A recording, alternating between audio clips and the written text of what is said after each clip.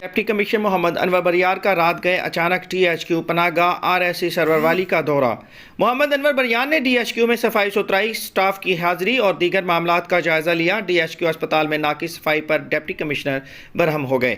انہوں نے D H Q میں موجود لوگوں سے علاج معالجہ کی سہولیات بارے بھی دریافت کیا۔ رورل ہیلتھ سینٹر سرور والی کے دورہ کے دوران لائٹس بند تھی۔ LHV اور ڈسپنسر ڈیوٹی سے غیر حاضر پائے گئے۔ ڈپٹی کمشنر نے رجسٹر میں LHV اور ڈسپنسر کی غیر حاضری بھی لگوائی اور CO ہیلتھ کو غیر حاضر سٹاف کو شوکاز نوٹس جاری کرنے کے احکامات بھی جاری کیے۔ بھر میں بغیر اجازت لیے روڈ پر کھدائی کرنے والوں کے خلاف مقدمات درج ہوں گے۔ NOC لازمی قرار دے دیا گیا۔ روڈ کٹ کمیٹی بھی تشکیل دے دی گئی۔ کمشنر لیاقت علی چٹھا کی زیر صدارت روڈ کٹ کمیٹی کا اجلاس منعقد ہوا، جس میں ڈپٹی کمشنر محمد انور بریار اور دیگر اراکین موجود تھے۔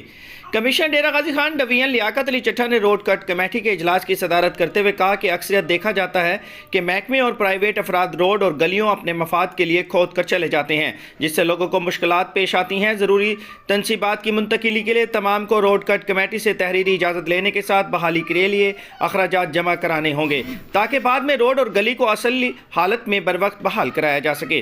اجلاس میں 3 NOC کیس پر ضروری احکامات جاری کیے گئے۔ ڈائریکٹر ڈیولپمنٹ رانا عبید الرشید، SCs محمد نواز، انور علی ندیم، محمد ارشد، چیف آفیسر کارپوریشن جواد الحسن گوندل اور دیگر افسران موجود تھے۔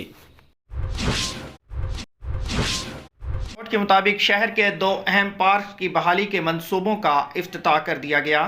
MNA زرتاج گل، وزیر MPA محمد حنیف پیتافی اور کمشنر لیاقت علی چٹھا نے منصوبوں کا افتتاح کیا۔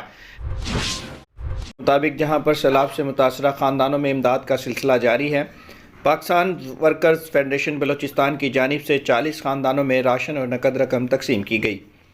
پاکستان ورکرز فیڈریشن بلوچستان کی جانب سے سیلاب متاثرین میں امداد کا سلسلہ جاری ہے۔